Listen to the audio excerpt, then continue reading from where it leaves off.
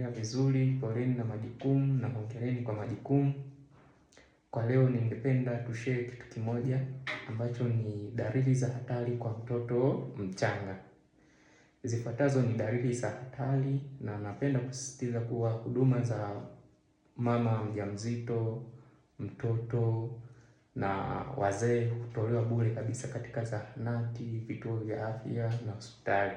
Hivyo ukiona dalili za hatari za mtoto inabidi uwahi hospitali. Dalili hizo ni kwamba mtoto kupata degedege, mtoto kubadilika rangi kuanzia kwenye miguu, mikono, maana yake rangi inatoka kwenye wekundu au pinki kwenda kwenye nyeusi au blue. Pia kuna mtoto kupata homa, tunasema homa au fever. Pia mtoto kuanza kupata shida ya upumuaji, aidha kwa mfano anavyopumua anakuwa anatumia misuli, tunasemaga ni use of accessory muscles to breathe.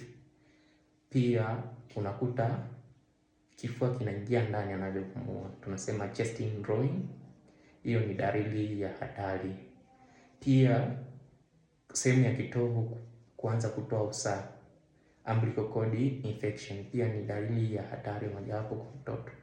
Hivyo ukipata hizi dalili au ukimwona mtoto amepata za dalili hizi, hakikisha unamleta kituo cha afya au hospitali, na huduma atazipata bure kabisa.